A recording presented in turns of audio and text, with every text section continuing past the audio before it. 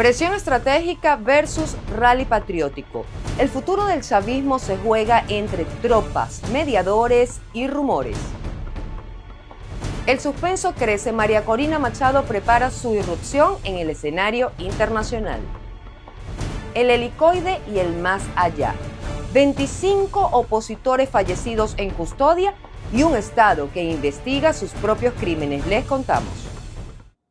¿Qué tal, amigos? Muy buen inicio de semana para todos. Bienvenidos a la emisión matutina de Noticias Impacto Venezuela. Hoy es lunes 8 de diciembre de 2025. Soy Mildred Manrique y comenzamos de inmediato a revisar las informaciones. La Casa Blanca y el Pentágono recalibran el escenario venezolano combinando el ruido de maniobras militares y la sutileza de nuevos intermediarios que operan en la sombra. Una mezcla de presión y negociación que busca abrir una salida política al estancamiento chavista y que apunta a mover piezas en Miraflores sin que se desate todavía una confrontación abierta. Génesis Pérez con los detalles. El presidente de Estados Unidos, Donald Trump, aseguró que iniciará operaciones terrestres contra los cárteles con inteligencia precisa sobre rutas, casas y movimientos. El mandatario afirmó haber reducido en 94% el tráfico marítimo y, entre ironías, justificó la escalada por las 300.000 muertes que atribuye a las organizaciones criminales, comparando la situación con una guerra terrible. Same process on land, because we know every route, we know every house, we know where they live, we know everything about them. Este fin de semana, tropas de Estados Unidos desembarcaron en Ponce, Puerto Rico. Soldados, vehículos tácticos y contenedores fueron llevados a instalaciones logísticas antes de su traslado al campamento Santiago. Mientras avanza esta acumulación militar, Qatar dijo esperar una petición formal para mediar y Panamá se ofreció a acoger temporalmente a figuras del régimen. En este clima creciente, el senador Rick Scott afirmó que Maduro podría salir antes de Navidades y que Venezuela merece democracia y oportunidades. No sé qué pasa con Rusia y China, pero no han tomado una posición abierta rechazando lo que está haciendo Estados Unidos.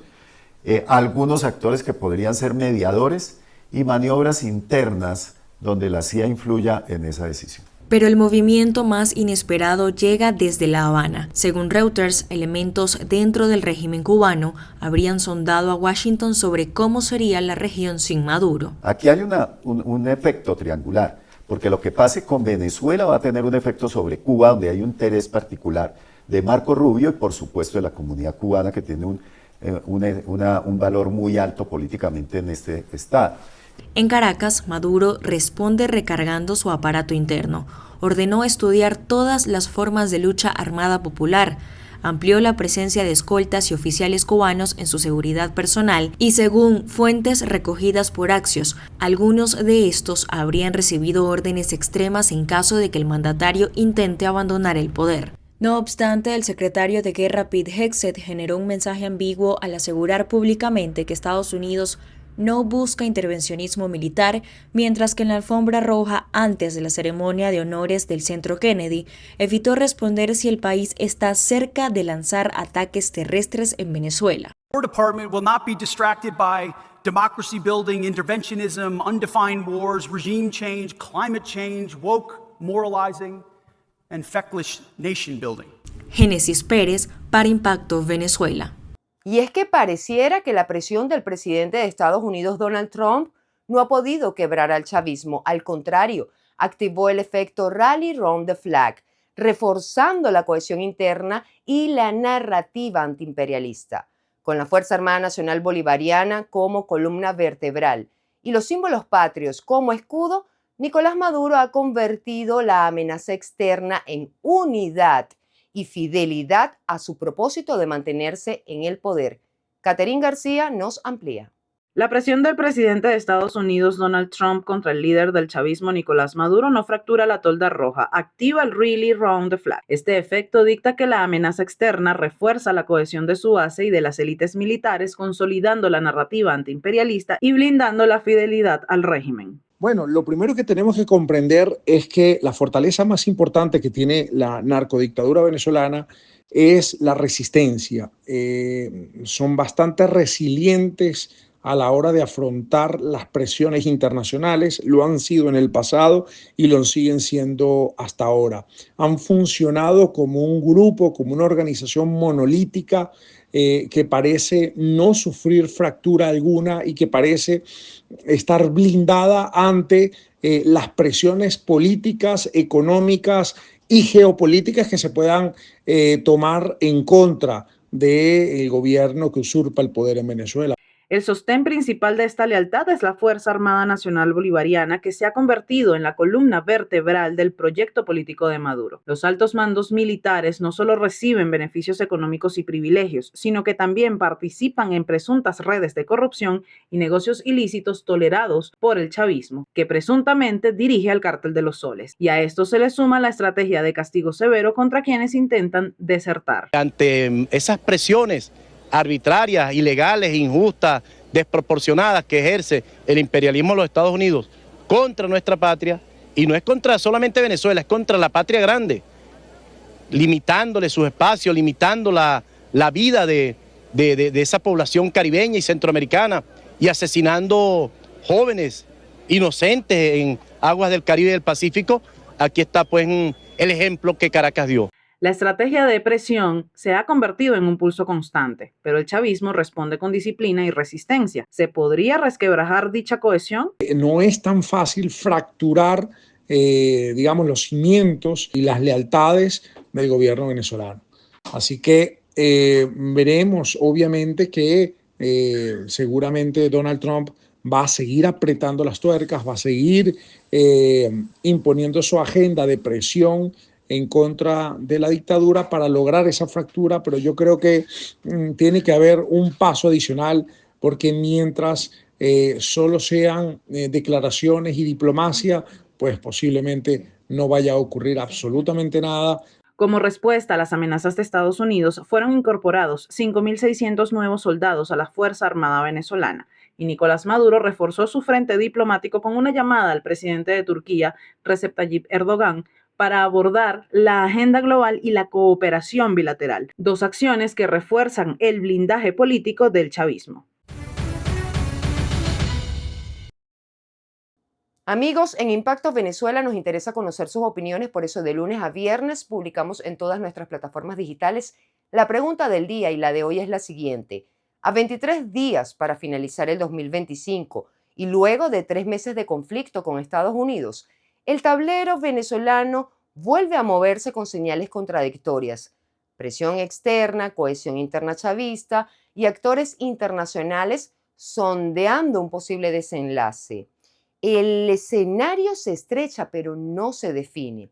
Así que, ¿tú ves una salida cercana o un conflicto prolongado en Venezuela? Argumenta tu respuesta, los comentarios están a tu disposición. Te leemos en la emisión estelar. La muerte del exgobernador del estado Nueva Esparta, Alfredito Díaz, en la cárcel del Helicoide en Caracas el pasado 6 de diciembre, reactiva alarmas sobre detenciones políticas en Venezuela. Su fallecimiento en manos de organismos que debían custodiarlo solo aumentan las sospechas sobre negligencia, maltratos y un patrón letal que ha cobrado la vida de al menos 2 docenas de opositores, sin que hasta la fecha se haya presentado algún responsable. El informe con Juliana Palmar. Estos 3 policías que le metieron a él en su celda, ¿para qué? Que hacían 3 policías vigilando a 3 hombres. Bueno, ¿qué hacían? ¿Qué hacían 3 policías dentro de la celda de un hombre que tan tranquilo, tan pacífico,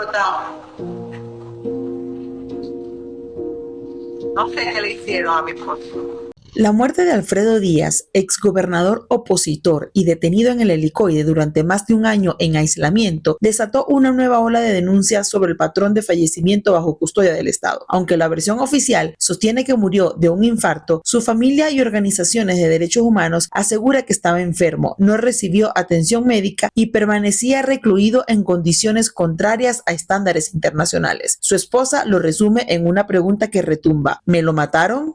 lamentable y repudiable e inaceptable que haya ocurrido esta muerte bajo custodia del Estado. Todos los presos políticos que están bajo la protección de los órganos policiales son responsabilidad del Estado, entonces todo lo que ocurra con ellos evidentemente tiene que ver con, o tiene responsabilidad directa con quienes dirigen, están al frente de las instituciones del Estado venezolano y son los principales responsables de lo que pase con ellos, porque toda la integridad tanto física como emocional depende exclusivamente de ellos.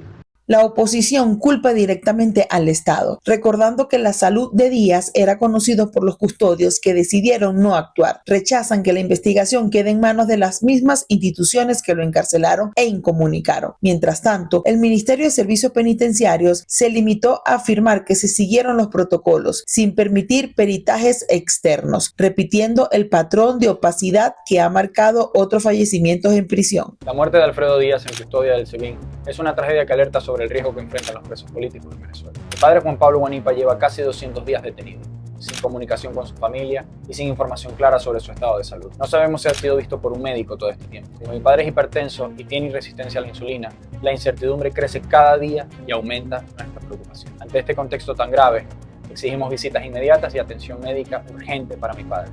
El Estado tiene la obligación de garantizar su salud y su integridad. Queremos a mi padre sano, libre y de regreso con su familia. Su libertad no puede esperar más. La reacción internacional también aumentó la presión. El Departamento de Estado de Estados Unidos calificó la muerte de Díaz como una muestra más de la naturaleza criminal del gobierno de Maduro. Dirigentes como María Corina Machado y el líder opositor Edmundo González contabilizan 10 presos políticos fallecidos en custodia tras la represión postelectoral, un indicador claro de la sistematicidad del patrón. Quien ayer lamentablemente falleció debido a un infarto de miocardio en el centro de torturas más grande de Latinoamérica, el Helicoide. Uso este medio para informar que a mi padre lo mataron lentamente. No se trata de una muerte, sino de un asesinato, es decir, lo mataron, no murió, porque cuando tú planteas el supuesto de que murió, estás indicando que la muerte fue natural, es decir, no intencional, y no se señala un responsable. Pero cuando tú afirmas que lo mataron, indica que la muerte fue causada por una persona, es decir, implica responsabilidad humana intencional o una acción directa. Creo que eso es lo primero que hay que precisar. Se trata de un hecho en el que lo mataron, ¿no? ¿Y por qué yo afirmo que lo mataron? Bueno, porque es que este patrón se ha venido denunciando desde hace varios años, desde el año 2017, cuando se registraron los primeros casos en los que personas fallecieron, o mejor dicho, los mataron, porque el Estado no les dispensó atención médica oportuna y adecuada. Las organizaciones especializadas respaldan ese diagnóstico. El Observatorio Venezolano de Prisiones registró 149 muertes en cárceles y calabozos, 25 de ellas presos políticos, y al menos 3 fallecieron tras recibir medidas cautelares para morir en sus casas. Por su parte, Foro Penal documenta 17 opositores bajo custodia desde 2014 y más de 18.000 detenciones por motivos políticos en la última década. Para Impacto Venezuela, Juliana Palmar. Ya falta poco para el gran día de María Corina Machado y de la oposición que sueña con una Venezuela libre. La entrega del Premio Nobel de la Paz, un hecho acompañado de mucho suspenso. Si la líder opositora sale del país o ya salió, ¿qué significa esto para aquellos venezolanos que están agotados de las frustraciones? Quique Frías nos cuenta más. En los próximos días, el Premio Nobel de la Paz finalmente será entregado a María Corina Machado, y todo apunta a que la líder política, actualmente en la clandestinidad dentro de Venezuela, acudirá en persona a recibirlo. Esto según el propio instituto encargado de entregar el galardón. Estuve en contacto con ella y confirmó que estará en Oslo para la ceremonia. Dada la situación de seguridad, no podemos decir más sobre la fecha ni cómo llegará. La posibilidad de verla en Oslo impone un toque de suspenso para una población agotada de ver cómo las opciones de un cambio democrático terminan fundiéndose con los años. ¿Qué impacto tiene si María Corina logra escapar de Venezuela y se presenta en el escenario internacional en los próximos días? Y su salida significa, bueno, en efecto, recibir el premio, poder hablar directamente con diferentes presidentes de la región que ya confirmaron su viaje para acompañar ese recibimiento, entre ellos, por ejemplo, Javier Milei, para hablar directamente tal vez con el presidente Donald Trump o para alinear estrategias y para alinear diferentes factores en el mundo que quizás todavía no están completamente alineados y desde ahí enfocar todo para concretar ese cambio en Venezuela y, por supuesto, buscar entrar de nuevo al país, bueno, todo habrá sido parte de una estrategia, parte de algo realmente importante. Las manifestaciones del pasado sábado en más de 30 países demuestran que, mientras dentro de Venezuela la cruenta represión acalla las voces de quienes exigen un cambio de sistema, en la diáspora millones sueñan con regresar a un país libre y democrático. Si María Corina en efecto, bueno, sale del país, que sea la diáspora quien la acompañe, ¿no? Más allá de los apoyos internacionales, de los apoyos políticos que son fundamentales para terminar de lograr la libertad en Venezuela, la diáspora tiene que volver a organizarse, esta vez todavía más, para dar el último empujón. En Oslo, Machado no estará sola, varios mandatarios estarán ahí a su lado. El último confirmado es el presidente argentino Javier Milei. Con el Premio Nobel de la Paz de María Corina Machado, mi amiga además. Me parece fabuloso, pero una luchadora. Sobre Venezuela, dos certezas: un Nobel de la Paz que ilusiona a la diáspora y un país cautivo del chavismo que anhela cambio. Reportó para ustedes Quique Frías, Impacto Venezuela. En su cruzada por levantar la moral interna, la vicepresidenta de la República, Delcy Rodríguez, volvió al libreto épico, elogió a los petroleros y proclamó a Venezuela como un país invencible, prometiendo junto a Maduro no ceder la libertad ni la independencia. Un discurso grandilocuente que busca blindar apoyo, aunque la realidad diga lo contrario. Escuchemos. Saben que el enemigo no descansa, y todos tenemos que estar muy alertas. Esta industria y sus trabajadores llevan décadas dando lecciones. Pero yo me acuerdo cuando el sabotaje petrolero, ¿quién levantó nuevamente la industria? Fueron ustedes. Y nosotros decimos que es el momento de resolver esta disputa. No hay llamas largas para la disputa y la vamos a resolver nosotros, y va a ser con la paz, con el diálogo, con la cooperación. Así va a ser nuestra resolución. Nosotros no vamos a traicionar la soberanía de Venezuela. Somos una nación emancipada. Esta es la hora de los y las valientes. Y vamos a resolver esta disputa. Y lo vamos a resolver en paz. Los que quieren la guerra van a salir derrotados. El pulso entre Donald Trump y Nicolás Maduro no solo abre la puerta a un posible choque militar, también podría desatar una nueva ola migratoria de millones de venezolanos, dejando a Colombia, Brasil y el Caribe al borde de un colapso humanitario. La nota completa con María José Prado. La presión de Donald Trump sobre Nicolás Maduro ha subido de tono y parte del discurso vuelve siempre al mismo punto: drogas y migrantes. Pero expertos advierten que una acción militar podría desatar una nueva ola migratoria que superaría lo que vimos en 2017.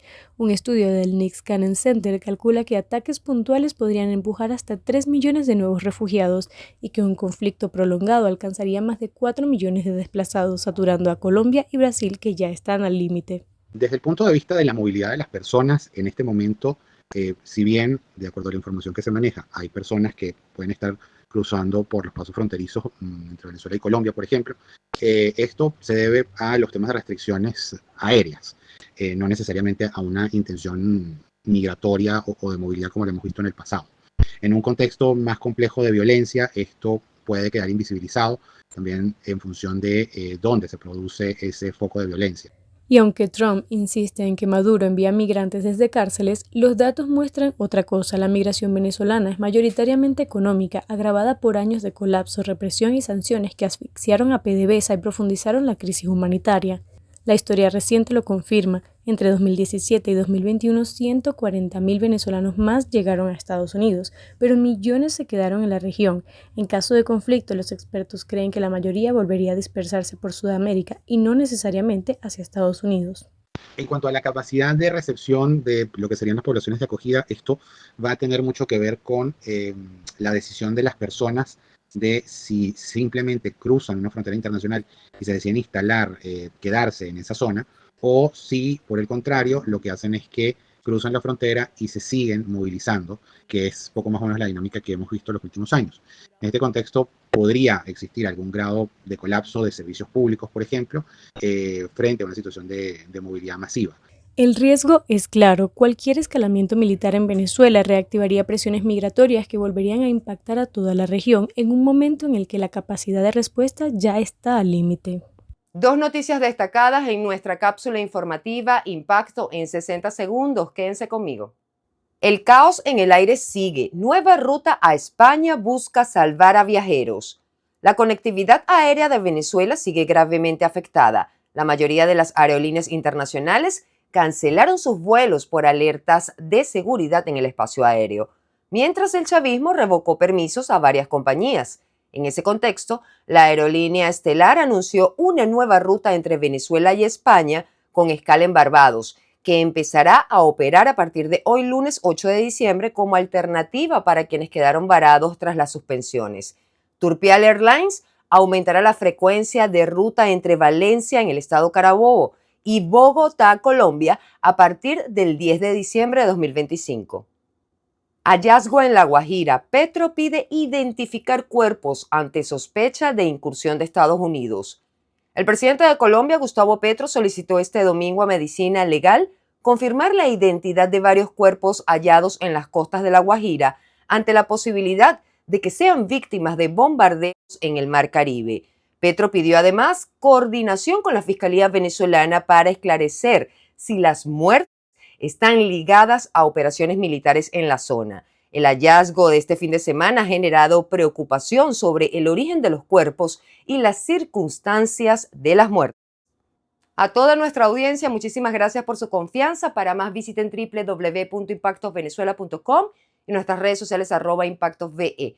Recuerden suscribirse al canal de YouTube, activar las notificaciones, compartir y por supuesto comentar. Ayúdennos a mantenernos conectados con ustedes. Soy Mildred Manrique, que tengan un excelente día. Nos vemos mañana.